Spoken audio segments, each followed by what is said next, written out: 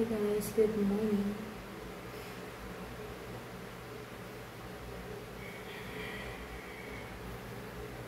Umaga na.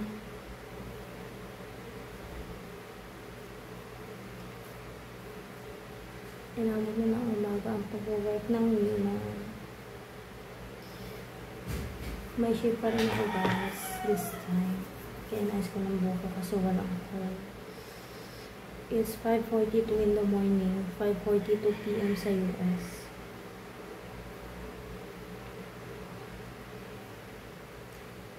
It's not easy, lagi ka nagpupuyat araw-araw, pero basta may sapat ka lang na tulog, araw-araw pambago ng puyat, talaga makakastand ka all night hour shift a day. Minsan stress kasi minsan may mga customer na makukulit, matitigas ang ulo. Pero syempre, kailangan natin silang amuhin. Hindi natin sila pwedeng away. Hindi madali ang pagiging customer service representative. Kaya kailangan talaga may healthy mind ka talaga. Body and soul, actually. Kasi hindi lahat ng customer nakakaintindi, especially sa mga policy ng company namin. So yun nga guys, ito. Ayan, Bluetooth headset nga pala ang gamit ko. Napaka-convenient kasi compare dun sa compare sa wired headset. Kasi, let's say for example, kahit abiltan, gusto mong mag-CR, makakapag-CR ka, dala-dala mo yung headset. Unlike with wired internet, kailangan mong gamitin yung mga break times mo na meron ka. Siyempre, papaalam. Kaya sabing work from home ka, manage that time ka. Yan. So, yun nga pala. Dito yung mute niya. Ayan. Pag naka-red siya, naka-mute na siya. Yan. Actually, minsan naiinis ako kasi hindi ako naririnig ng customer. Kaya minsan sumisigaw ko dito. Ewan ko kung naririnig ako ng mga kapitbahay. At saka ang ayoko dito sa kanya. Actually, SteelSeries nga pala yung brand ng yan. SteelSeries. Super ganda niya. Actually, yun nga lang talaga makapal yung niya dito sa tenga. So, syempre, bilang work from home at wala naman kami aircon sa bahay, minsan talaga mainit. Hindi pa naman ako madalas mag-electric fan. Sanay na ako wala electric fan. Ewan kung bakit. So, syempre, maintain nyo yung paglalaban ng phone. Natatanggal naman siya actually. Madali naman siyang matuyo. Yun nga, abiltan.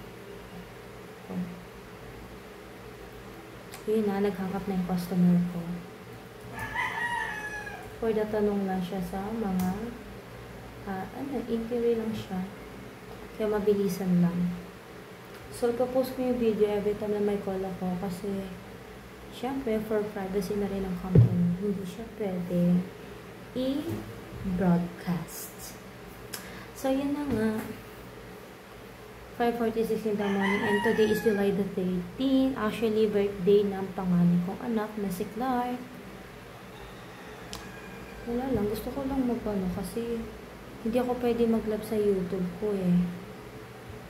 Nakikisali lang nga lang ko. Supposed to this video to dapat namang ko eh. Pero yun na nga, na-disabled yung live streaming ko kasi may bago palang policy si YouTube na may call again.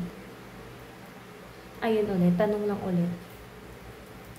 Ayun na nga, na-disable yung Facebook live streaming ko kasi may ginagawa ko. Actually, kahapon yun eh. Nandito ako sa kusina. Ito yung kusina namin sa likod. Siyempre, kusina, sala. Isa na lang.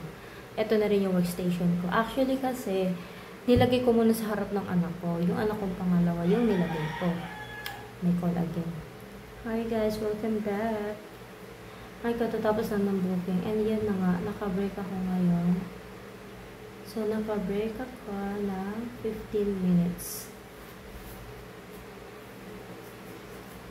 So, So, yan sa kwarto namin. Tulog ang aking mahal sa life. Ako lang talagang gising literal. So, every time may pasok yung mga anak ko, actually maaga naman nagising yan, especially yung panganay ko. Alas 8 gising na yan kasi maaga yan nagkahanda.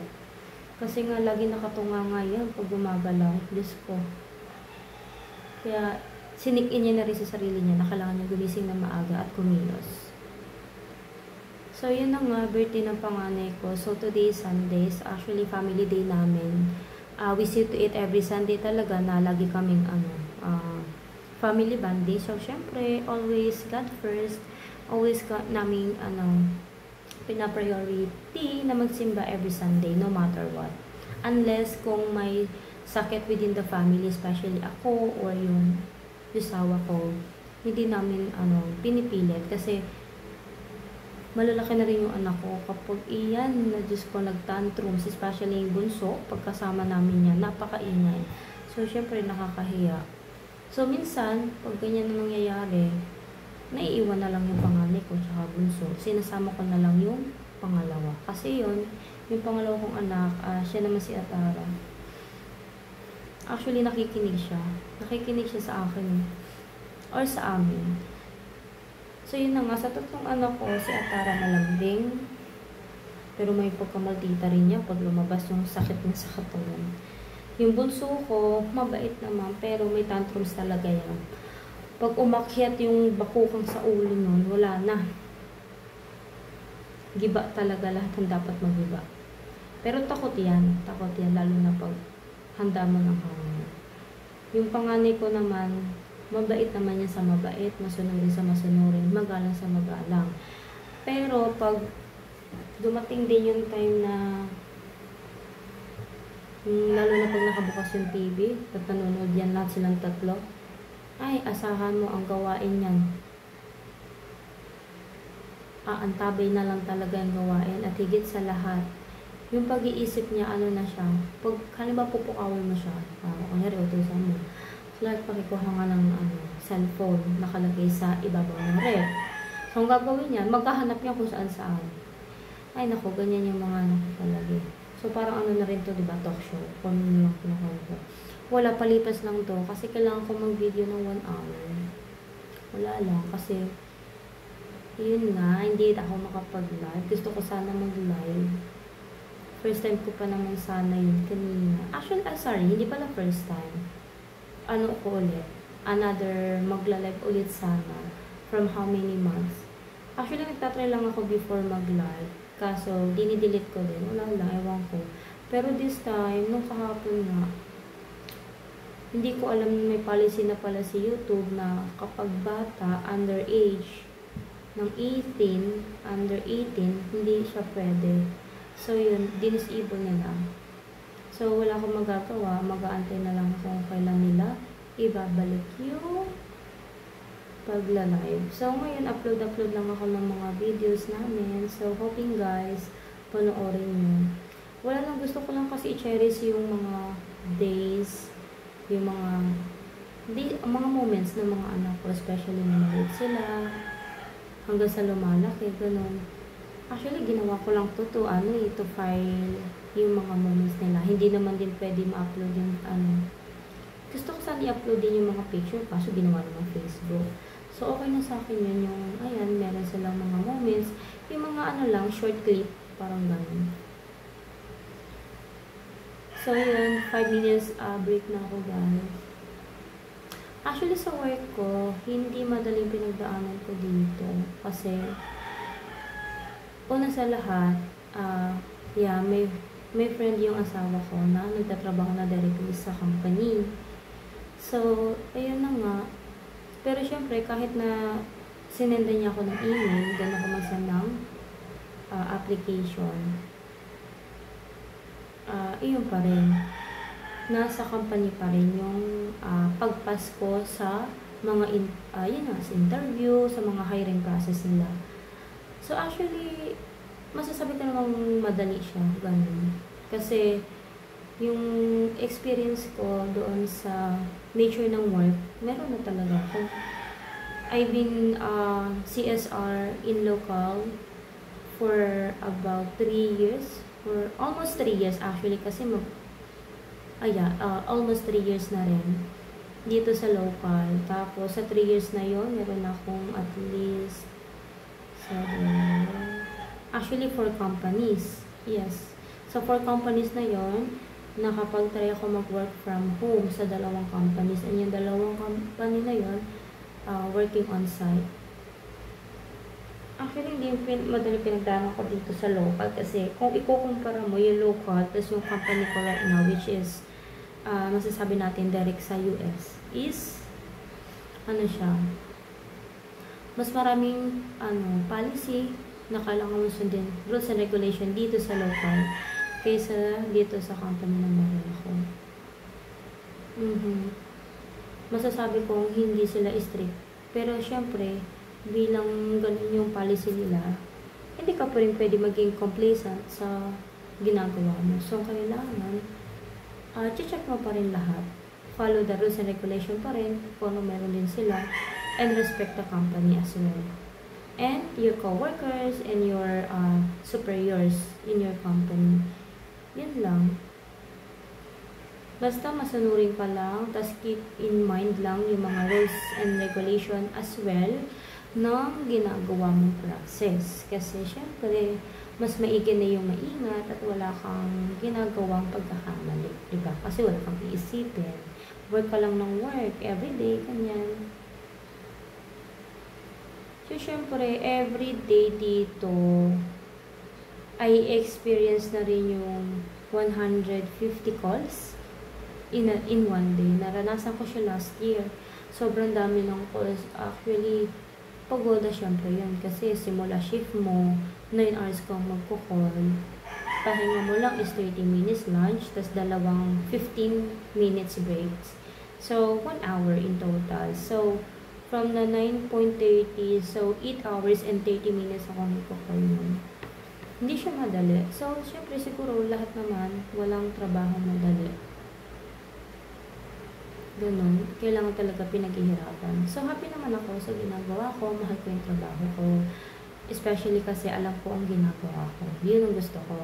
Kaya, kasi dito sa amin, syempre, may Pinoy naman akong kasama, pero iinan lang.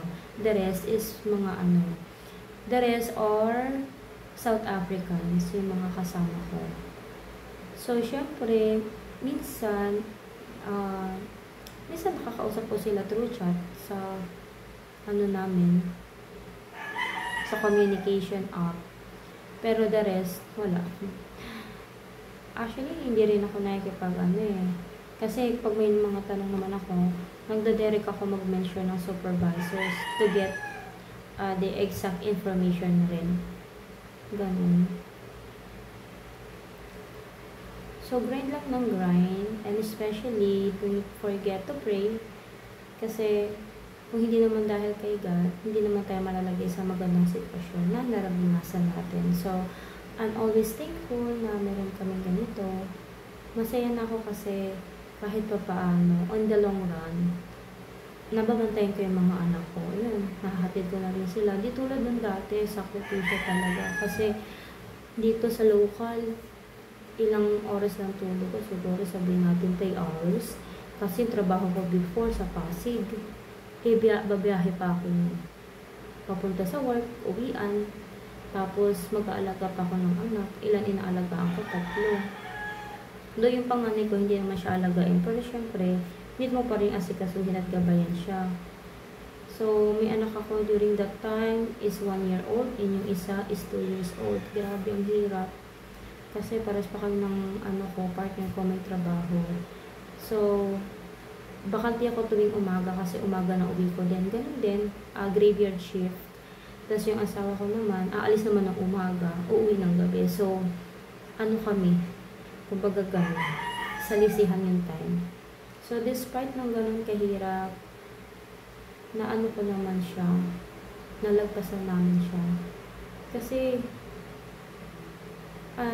kahit mahirap din yung ginagawa namin. Hindi talaga madaling mag-call center. Kailangan talaga buo yung pagkatao mo, buo yung pag-iisip mo. Kasi, gamit na gamit yung pag-iisip mo sa pakikipag-communicate sa mga customers. So, kadalasan, syempre, yung iba mainit ang ulo, lalo kapag naka-experience ng mga, tawag dito, bad experience, bad services, ganun. So, syempre, ikaw, maapektuhan ka rin. Kahit hindi mo man aminin bilang call center, maapektuhan ka kasi hindi niya sisigawan ka, aawayin ka, mumurahin ka, ganun siya. Tapos, syempre, at the same time, kakalampagin ka naman ng mga superiors mo. Kasi, hey, ganito, ganyan, bakit ang haba na ng call mo, kailangan, hindi ba't di mo matapos ng ganito, ganyan. At lalo na pag sub call, excuse me, supervisor call, pag naghahanap na ng supervisor, minsan, diyan ako nai-stress dati kasi syempre busy rin naman sila. Syempre ikaw bilang agent kailangan sa'yo pa lang diyan na mabigay mo na yung resolution kay customer. Syempre bilang ikaw ubos na ubos ka talaga pero wala trabaho yan. So kailangan panindigan kasi diyan tayo nabubuhay, diyan natin nabubuhay yung mga anak natin, mga natin sa buhay. Ganon. Kaya, sa masasabi ko, pagiging call center, hindi siya madali. Sobrang hindi. Kasi minsan nakaka-drain talaga siya.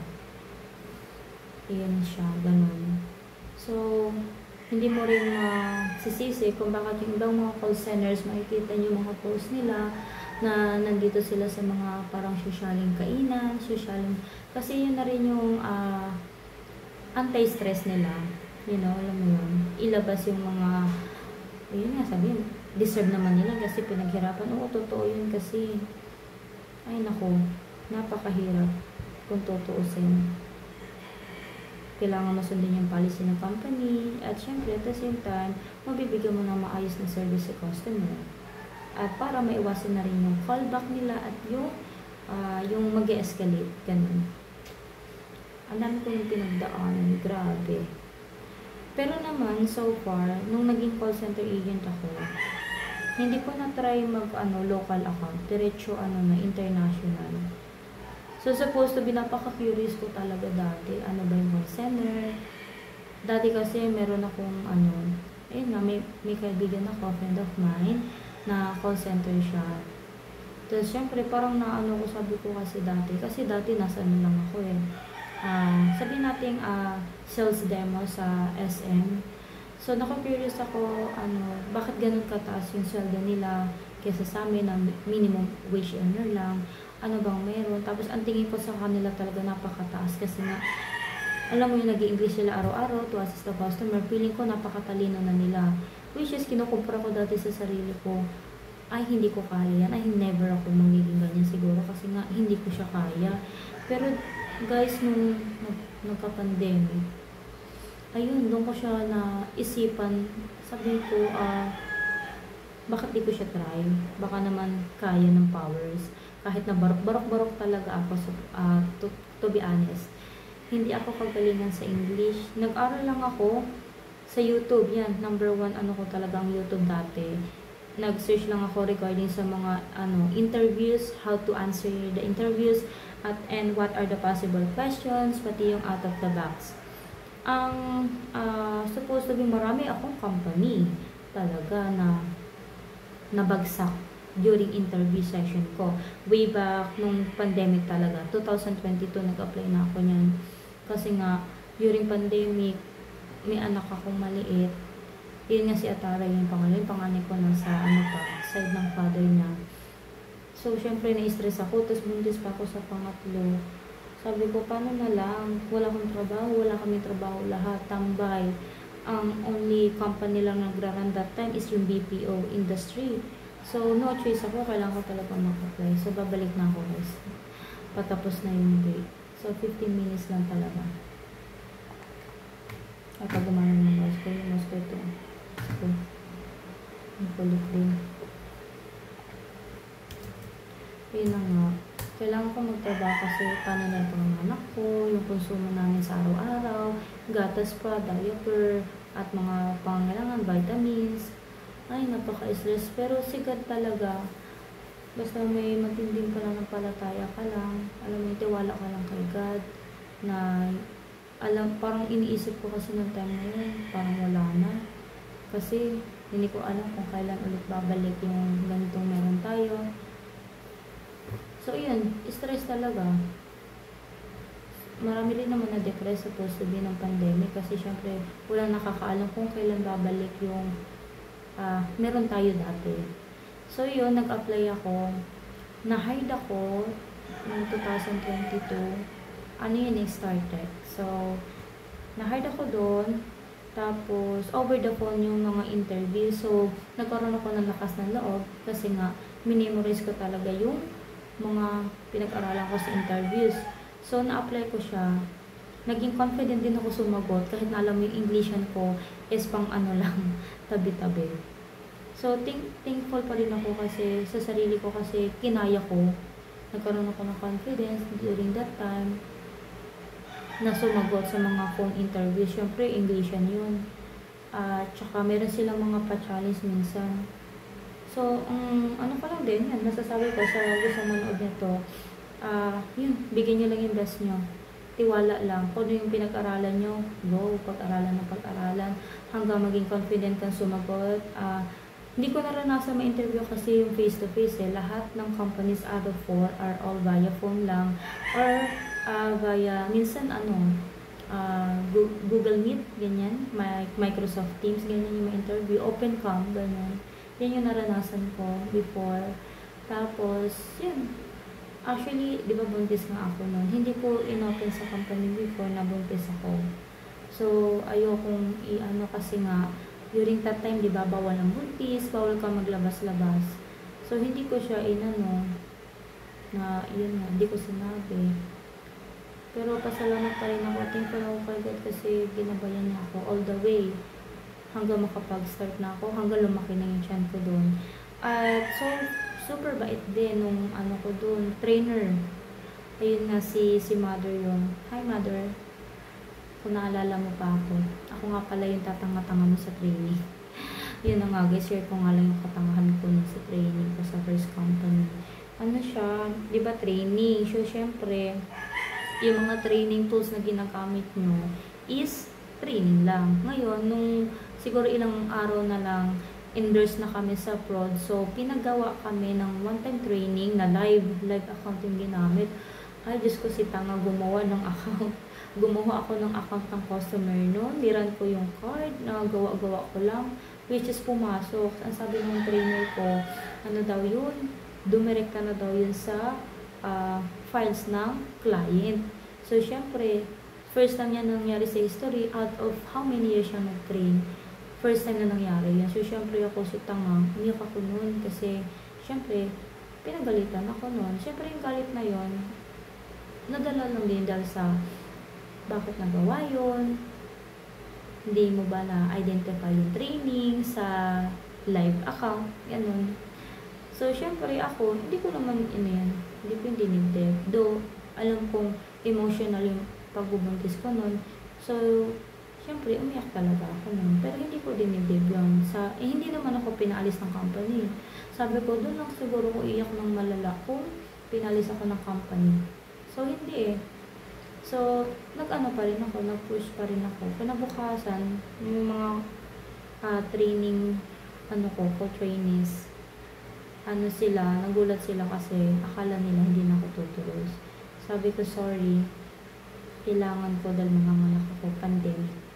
Wala akong aasahan noong time na yun. Tsaka, hindi ako pala asang tao, to be honest. Hanggat kaya kong kumilos, ginagawa ko. Kasi, sobrang danas ko na rin kasi yung tipong natulungan ka, tapos at the end, yung maraming, sumbat. Ayoko nun eh. Kaya ngayon, sinikap ko yung tinatak ko sa sarili ko na never na ako a-accept ng help sa ibang tao. Pero syempre minsan, kinakain mo rin sinasabi mo kasi nga, hindi mo alam yung sitwasyon the next other day, the next month, the next year. So, syempre, kinain ko yun nung time na kailan ko na magtrabaho. Yung 2 anak ko, walang mag-aalaga. Pero, may tao pa rin akong sobrang pasasalamat. Lagi kong sinishare kay Lord yun na, ayun nga, i-bless niya yun. Kasi yung taong yun, tinulungan niya kami. Kasi, naman.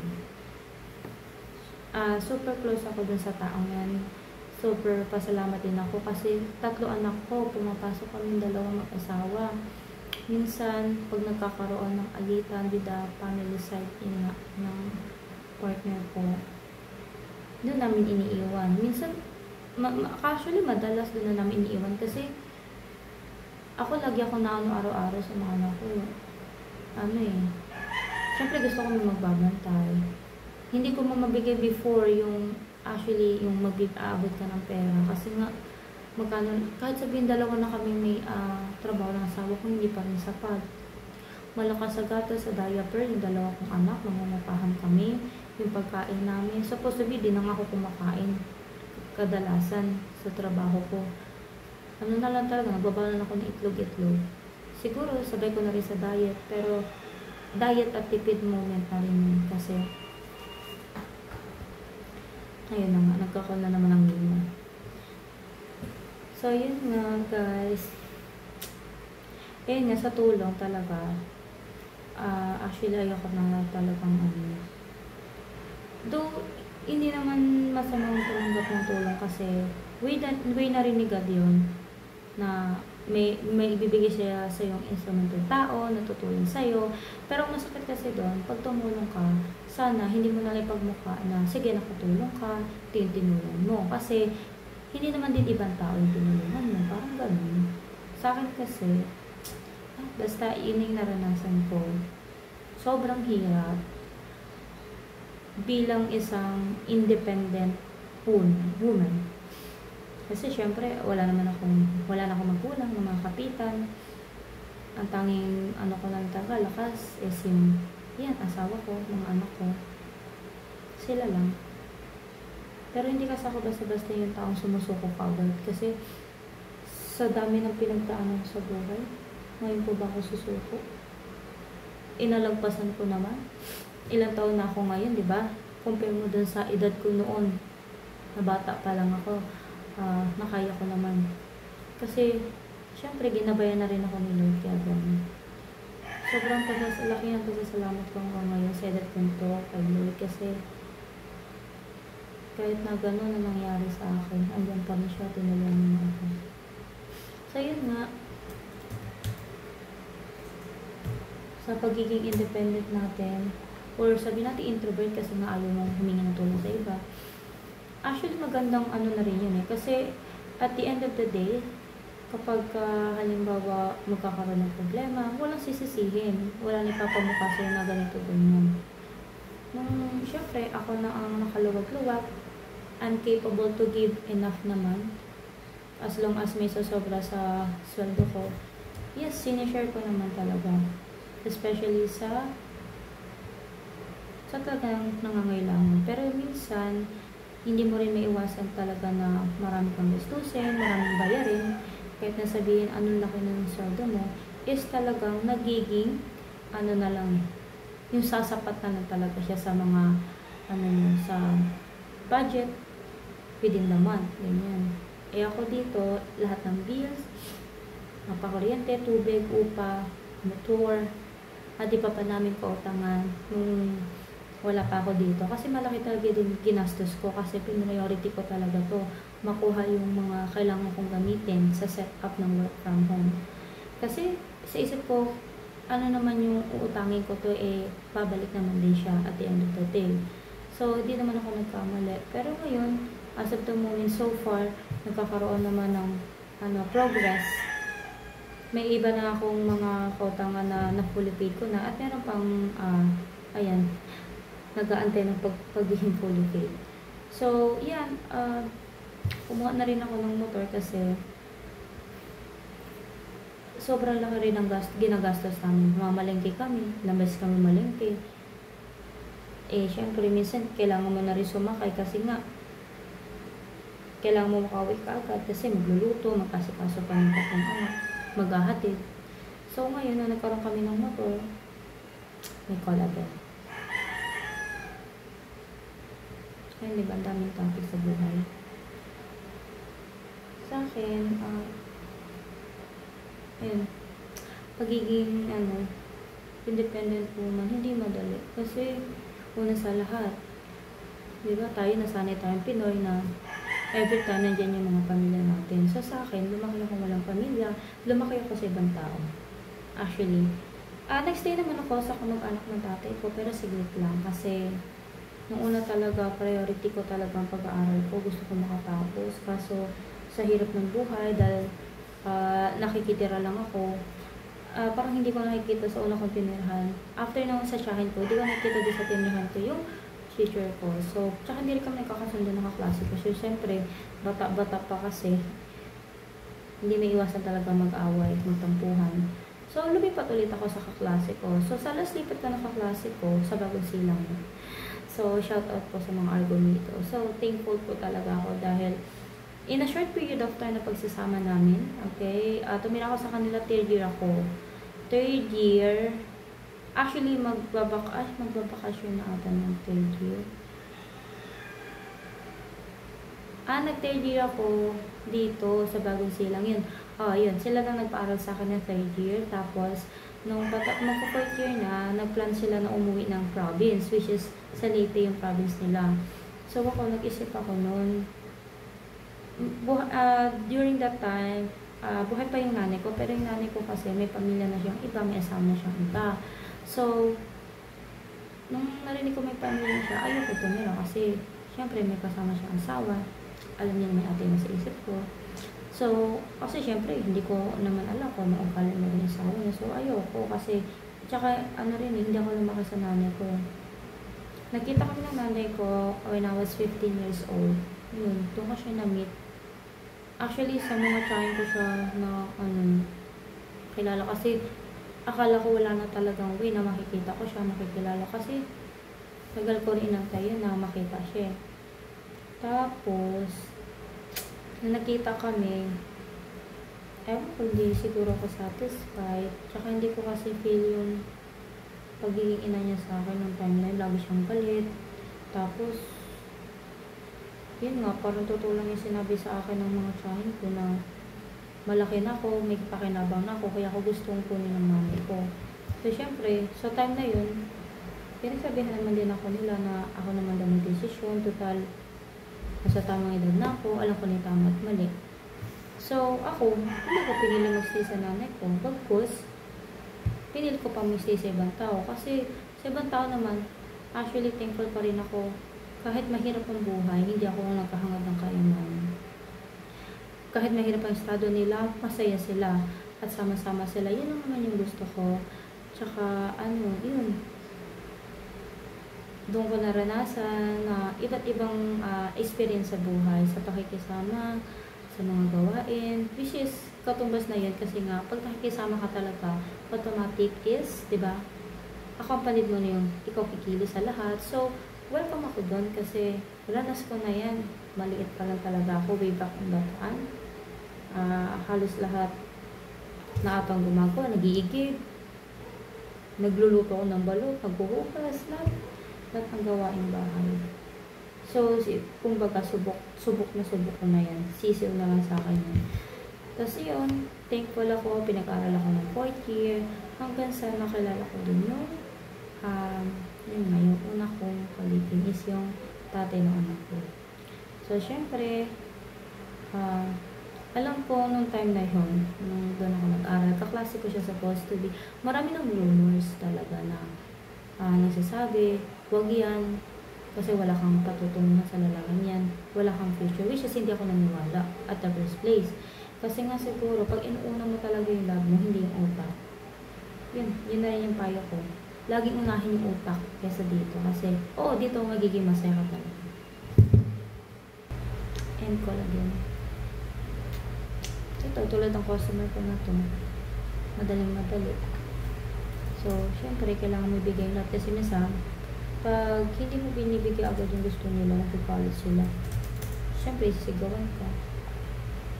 So, yun, matapos niya marinig yung gusto niya, end of the call na. Yun lang naman. Syempre, walang personalan sa work na to. Kahit alam mo, na-apekto ng pagkatao mo. Trabaho lang, dalawang lang tayo dito, professionalism and sport. Ganun lang. Ayun na nga. Ayun, nag-iwalay kami kasi nga siguro lahat na ipon na yung pagtitiis ko na walang pagbabago, barkada, inom, hindi pamilya, at walang stable na trabaho, which is hirap na hirap ako that time.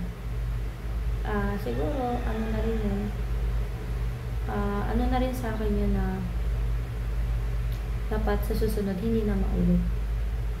If ever na talagang sasabak ulit. Pero yun na, binigay sa akin itong pangalawa ko. Supposed to be kabaliktaran. Hindi pala hindi pala barkada. Which is family priority. At higit sa lahat, priority ko. So, thankful ako doon kasi binigay siya sa akin. Which is, yun lang ang una kong healing simulat sa pool. Okay ako kahit hindi mayaman, walang itsura. Basta ang gusto ko, mahal kami, mahal ang mga anak ko, kung meron ko, meron kami, ganun. Priority kami, masaya kami, inuna kami, yun lang. Tsaka kasundo ko sa lahat ng moment. Napag-oopinan ko sa lahat, nakikinig. Kasi, ako hindi naman ako friendly na tao. Tsaka kung sino lang yung nakakapalagay ko ng love, yun lang talaga. Pag hindi kita feel, wala. Ganun akong tao. So, pasensya na sa iba kung feel nila ako is snobber. Hindi lang ako sanay na makapag-associate sa mga taong hindi kapalagay ng loob ko. Siyempre, magkikim-kim ka eh. Kasi, parang labas mo, makikipagplastikan ka na. So, much better, doon ka na lang sa taong tingin mo okay sa iyo. Sakit mo ako. So, yun na nga, guys. The time is 6:34 in the morning. So, 1 hour to go. Maglalakad na rin. And mag-aasikaso ng almusal. Tulog pa yung mga amo ko.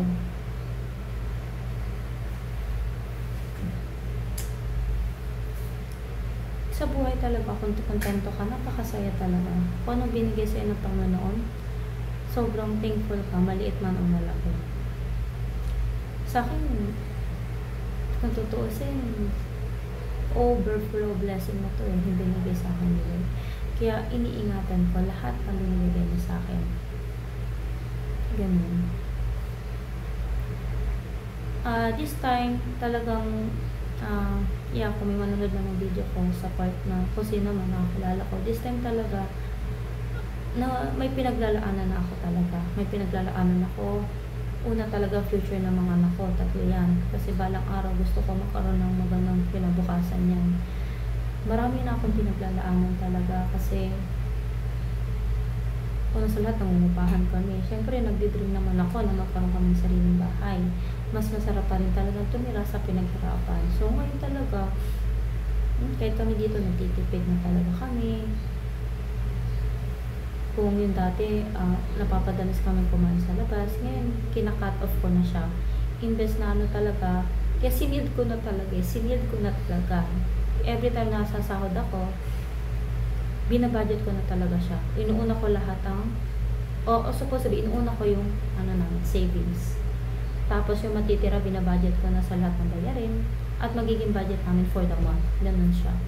Tapos pinibilihan ko na agad kasi yung anak kong 2, actually 3. Yung panganay kong anak, hindi yan sanay sa pera, pero binibigyan ko na talaga siya ng pera kahit ayaw niya kasi nga, minsan, nung nag-meeting kami sa school nila, kailangan nilang bumili ng soup sa eskwelahan.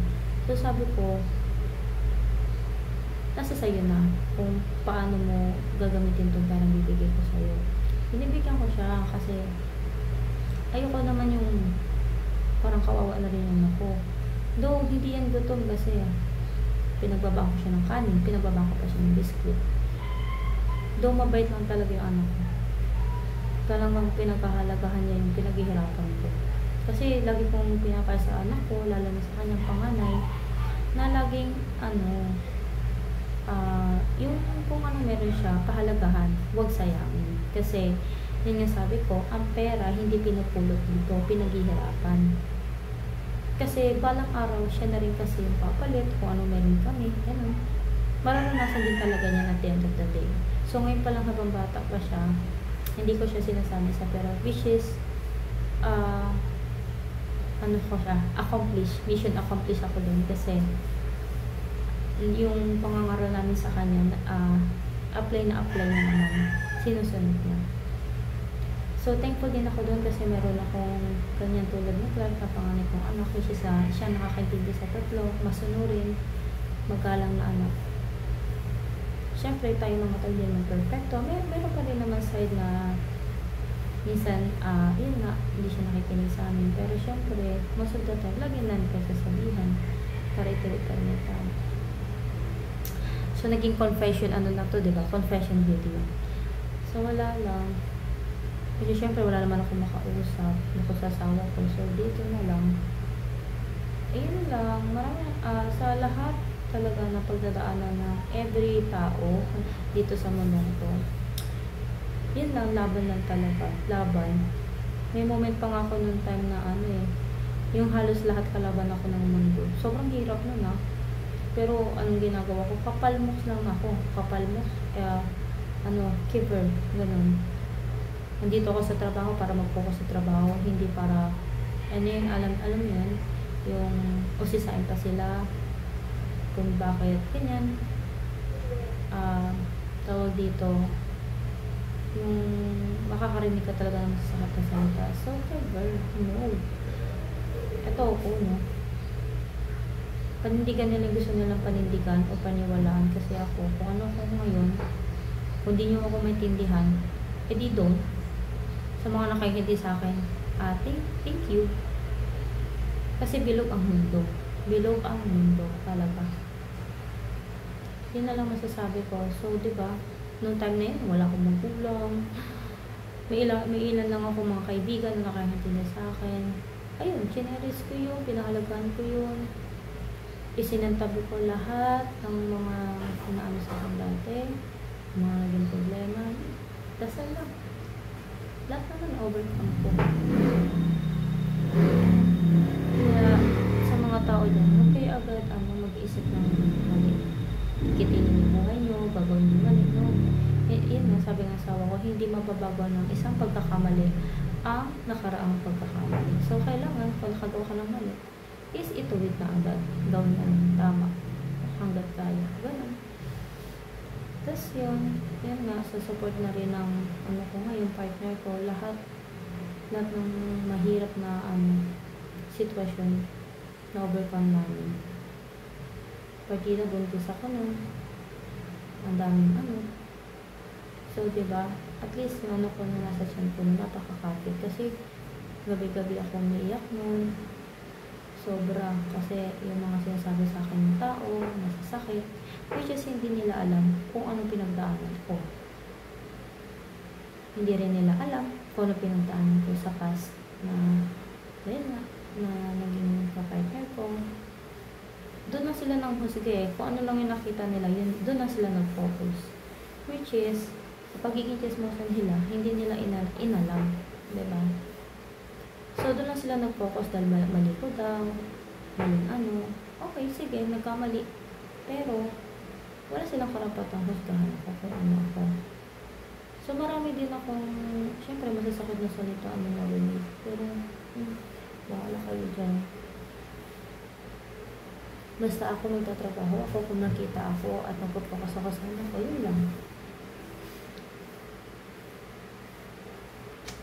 Ayun na nga, sa lagi kong pagdadasal. Nung dinasal ko din, nung nasa third company ako na, sabi ko nga, kung hindi ako magkakaroon ng ganitong trabaho like ng virtual assistant job. Ayun nga, mag-a-abroad talaga ako. Yun na lang yung last resort ko kasi hindi naman ako kagaling ng tao. Hindi naman ako katalinuhan. At especially, diba, sa pag-English ko nga, hindi nga ako kagaling mag-English. Yan. So, ayun, sa araw-araw ng paghihirap, biyahe, puyat, pag-alaga ng anak, napakahirap. Kung siguro yung iba maiiyak sa sitwasyon, pero ako, hindi ko siya iniisip na mahirap. Bagkus, nagpo-focus lang ako, iniisip ko yung kalagayan ng tatlo kong anak. Sa kanila ko nakafocus. Sabi ko kasi, sarili ko, kung pahina-hina ako, paano yung anak ko? Hindi ko na nga sila naaalagaan araw-araw, tapos susuko pa ako. No way.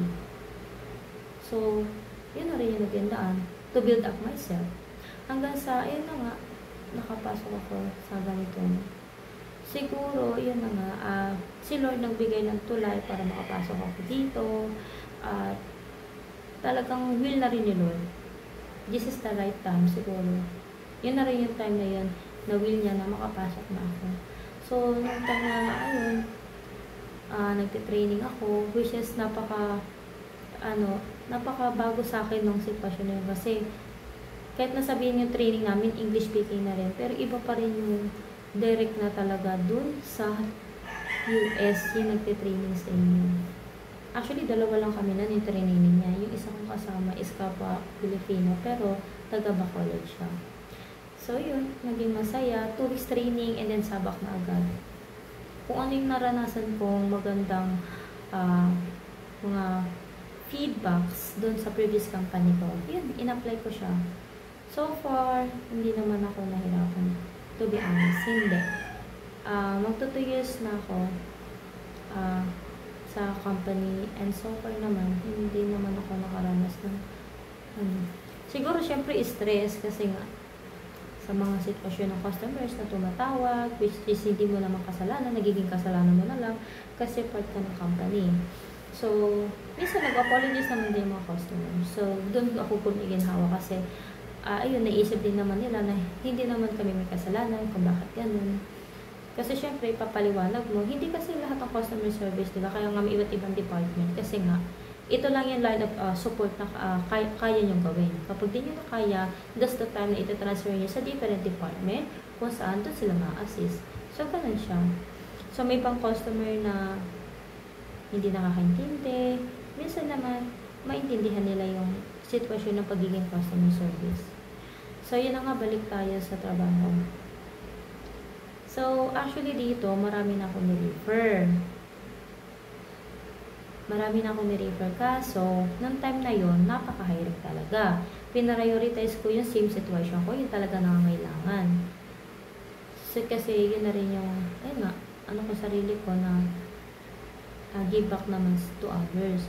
Kaso, ayun na nga, during that time, sa mga pinasahan ko ng siniran ko na itong trabaho ko, hindi nila priority kasi akala siguro nila andyan lang yan, yung ganun.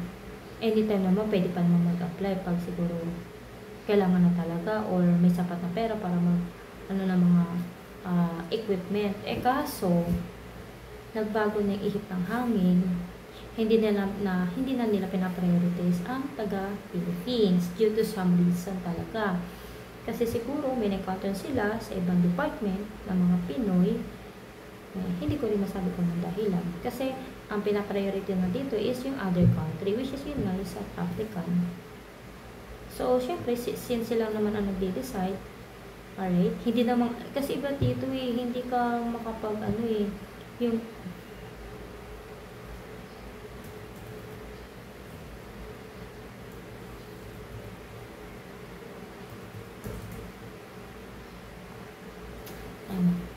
transfer ko na siya kasi gusto niya makipag-usap sa front desk.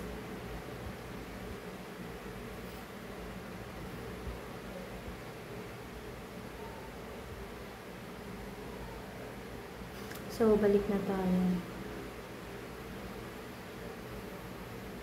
Ayun. So, yun na nga.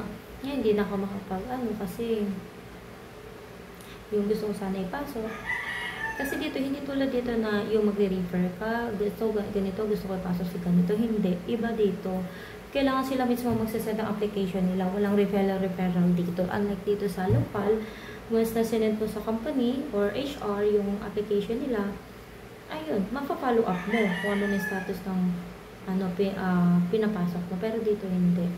So, syempre, ang company pa rin ang mag-decide, hindi ako as an agent. Okay, sana before, pwede pa kasi hindi pa masyadong strict. Pero ngayon, masasabi ko na iiwas na silang mag-hire ng katulad ko. Pero yun nga, sa mga marami pa rin namang company talaga na nag-offer ng ganitong setup, ng ganitong trabaho. Huwag lang mawalan talaga ng pag-asa. Hindi naman ako nagdadamay. Inuna ko talaga yung mga higit na nangangailangan. Kaso, yun nga, una, Hindi nila ginrap. Sayang na opportunity. At higit sa lahat, hindi nila priority. Hanggang sa ang company na ang nag-iba na process nila. Ganun po siya. Baling hirap. May purpose kasi po talaga kung bakit ako 1 hour video. At least 1 hour lang. Enough na yun.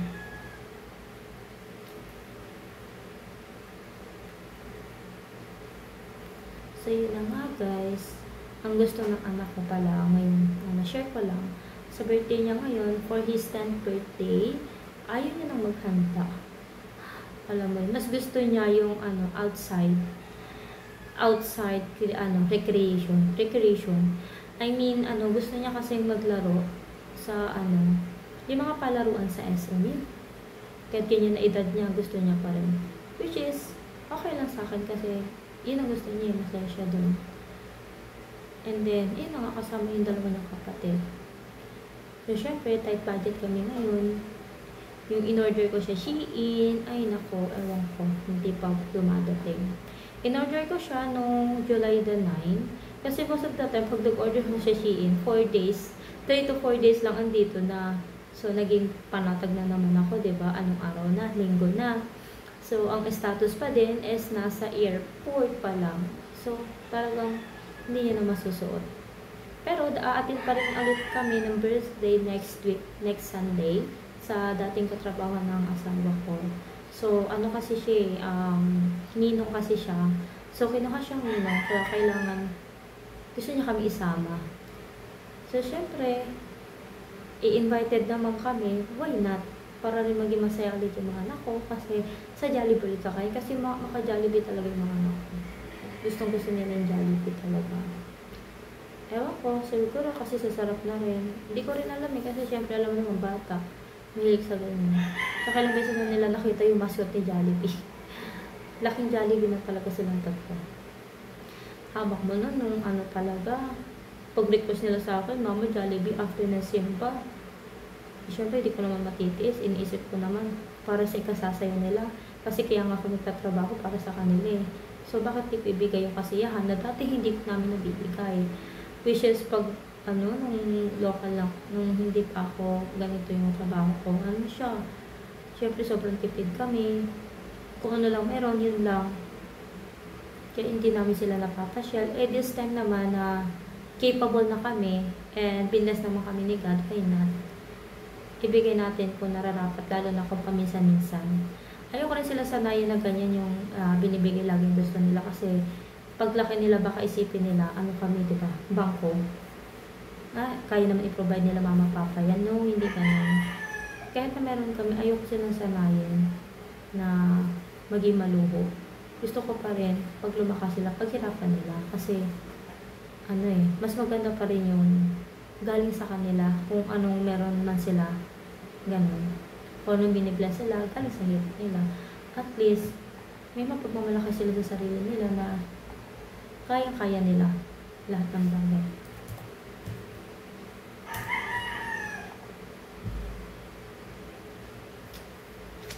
Iyon lang. So, malapit na matapos ang shift.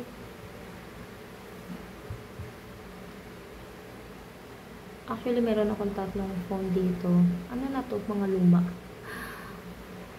Kaya ako maraming phone kasi marami akong earning apps na ginagamit. Though hindi na makalaki ang sweldo rin dito. Lang. Kumbaga nanghinayang lang ako kasi task lang ng task. Magta-task ka lang tapos, diba, after a month, meron ka lang kikitain sa maliit na bagay na yun. Sa iba, malaki na rin yun. Ganun talaga ako katyagang tao, lalo na, eto, kaya ko naman pagsabay sa work, tapos pindot-pindot ka lang dyan, ganun lang. Kasi to, like, parang like, kunyari, talking to myself. So, this is me now. This is me now, palang talaga. Siyempre, pag sa bahay ka lang tatrabaho, sando is enough na. Talagang sando lang talaga ako, spaghetti malala. Kasi nga, di ba, mainit, electric fan lang, hindi pa ako sanay mag-electric fan. Wala kaming aircon. Saka na mag-aircon, di ba, kami sariling bahay. Yan, speaking of sariling bahay, mahirap din talaga pag wala kang enough na pera. Kung pagpapalain, kasi gusto ko house and lot na. Nalaki ng pangarap na, pero why not? Paghihirapan natin hanggang makamit natin yung gusto natin sa buhay. Basta kung may goal, ang ano ko lang lagi, sa magandang paraan natin gawin para walang pagsisihan, wala tayong doon sa sarili natin na ginawa ko yun kasi ganito, no. Kung may ibang way naman na maayos, doon tayo sa maganda. Doon pa rin tayo sa ikatutuwa ng Diyos. Kung siya matutuwa, doon tayo. Kahit na, which is, kabaliktaran sa atin, di ba? Unahin natin siya palagi. Kasi, siya naman ang dahilan eh. Di ba nga, kung mayroong blessings tayo, sa Kanya pa rin galing lahat. So, in a form of being thankful, so, ganun natin ibalik sa iba. Sa iba naman. Maging instrumento naman din tayo sa iba. Ganun. Actually, sa every sweldo ko, pag nakakakita ko, supposed to be yung mga pulubi, yung mga nandinimos, yun yung lagi, nagbibigay talaga ako sa kanila. Hindi ko na rin inaano kung yun yung laki na binibigay ko. Basta alam kong galing talaga sa kaloob-looban ng dibdib ko, masaya na ako dun. Magpasalamat, okay lang. Hindi, okay lang din. Kasi gusto ko, ako naman yung naglalabas, nagbibigay, nag-aabot. Ganun siya. Siyempre, kasama na rin sa prayers ko, lahat ng naging part ng trabaho ko. Especially, yung kaisa-isang tao na siya ang naging tulay kung bakit ako nandito. So, doon ako sa kanya very thankful. Kasama din siya sa prayers ko. Na sana, ganun din, sabay-sabay kami aangat. I-bless ng lagi ni Lord. Higit sa lahat sila, kasi pati pamilya niya, kasi siya ang dahilan. Actually, salamat ko kasi mabait naman siya, magkanay po siya sa asawa ko. Nung magkasama pa sila sa work. At thankful ako, despite ng ganun, hindi niya pinagdamutan yung asawa ko na mag-request na paano ba pwede mag-apply. Tinuruan niya ako. Nag-send ako ng application, nag-antay. Bago rin kasi ako makapasok dito, work from home ako talaga. Hawak ko naman nun is financial account. Dito lang nakabase sa local, sa Pasig. Yan. Actually, yung sahod ko dun, every quincenas. And then, lumalaki yung sahod dun kasi nga, dahil sa, OT. Paldo ko multi doon. Kasi nga work from home naman, o nag-OT na ako doon, minsan walong oras na. Kasi nakapagpahinga na ako eh. Kahit na nag-alaga ko ng anak ko, nakapagpahinga na ako dito sa bahay. Gigising na lang ako, mag-login. Hindi na ako tulad ng dati, natatakbo-takbo pa ako para lang pumasok, sasakay pa ng tricycle, ganun. Hindi na. Ngayon, nung naka-try ako ng dati, sobrang saya ko, thankful. Siyempre, on device kami noon. Hindi sila nagpo-provide. So ako, syempre, naglaan din talaga. Kaya talaga ako nagkaroon ng utang before. Kasi inuna ko talaga yung mga device. Wala sa akin kahit basta magkaroon ako. Kahit second hand. Nakabili ako ng i7 na laptop, which is Asus siya, online sa Facebook Marketplace. So, syempre ako, hindi naman ako tech savvy. Yung asawa ko is marunong pumilates ng mga, tawag dito, yung ng laptop. So, siya tumingin. Habang nakapag-meet kami, malapit lang dito sa amin. Sinagot na namin yung pamasahan niya kasi bandang SM North pa siya.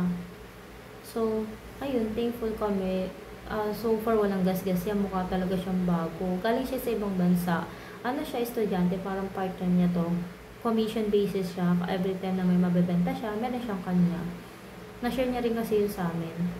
Tapos, actually, una niyang kasyat asawa ko. Nung hindi na siya sumasagot kasi akala hindi na willing bumili, ako na nakapag-usap. So, sa akin siya nagkaroon ng tiwala kasi nga siguro babae. So, gamit ko din naman pan-chat itong itong official Facebook ko. Hanggang sa yun, napagkasundaan namin, yun yung isang amount.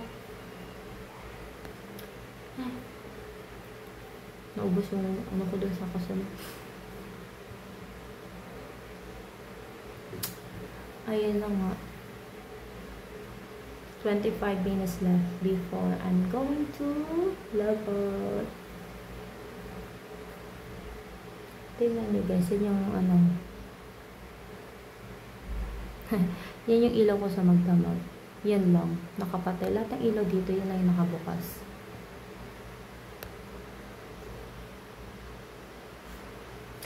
Kasi ano lang itong bahay namin, isang studio type with 1 bedroom. Yan. Ganun lang siya. Siyempre, ganito talaga pag nangungupahan. Ay, kita pa ba? Diba? Kung ano meron, kung ano nahanap. Kasi nung time na naghanap kami dito, ang gusto ko lang talaga, basta may isang kwarto, okay na ako kasi nga work from home ako. So, kailangan ko talaga ng libliban para in case na mag-tantrum siya bunso kong anak, then maingay yan.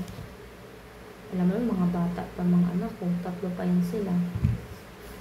At the time of my trabaho, kailangan tahimik na sila. So far, nasunod naman yan hanggang ngayon. Pag magtatrabaho na ako, pumapasok nila sa kwarto, naintindihan na nila na sinasabi ko, bawal maingay. Kasi nga, may ina-assist ako, may customer ako, magagalit si mama. So, nagsige na sa kanila yun, lalo na yung bunso ko. Hindi na siya naging, minsan naman minsan, pag nagigising siya ng maaga, tumatabi siya sa akin dito. Pero hindi siya nagsasalita. Nakatingin lang siya. Kasi alam niya, busy ako, may kausap ako. So, yun. Kahit bata pala siya, naintindihan niya. Lahat naman sila. Kahit paghuhugas ang plato dyan, bawal. Saka pa kikilos dapat pag tapos na yung work ko. Kasi, syempre, kahit nasabihin may noise cancelling na to, ayoko pa rin maging kampante. Gumagamit naman ako ng app dito for noise cancelling, and tong headset ko na to, meron dito sarili. May sarili tong noise cancellation. Kahit na sa damakmak ng noise cancellation ko dito, ayoko pa rin maging panato. Kasi nga, syempre, maging maingat na lang tayo sa ating trabaho. Yun lang. Siguro enough na to guys. Kanina patay ko na ng kuda, 1 hour. So, syempre, sa mga manonood nito, you can comment naman. Comment lang po kayo kung anong masasabi nyo. At you can share din kung anong merong o ano na yung pinagdaanan sa buhay. Kung tingin sa sarili nyo is okay yung video ko, give me a thumbs up. Syempre, iba-iba naman ang utak ng tao. Hindi naman natin sila mapiplease kung maganda ba ito o hindi. Lahat tayo may iba-iba yung pag-iisip. So, thankful sa mga magta-thumbs up. Kung gusto nyo, okay na rin. Kung wala, you can comment din. Any comment, open po ako dyan. Huwag naman masyadong harsh. Alam niyo naman, syempre, tao din tayo, nasasaktan din tayo. Kung tingin nyo pangit, huwag talang sana siguro. Pero kayo, welcome.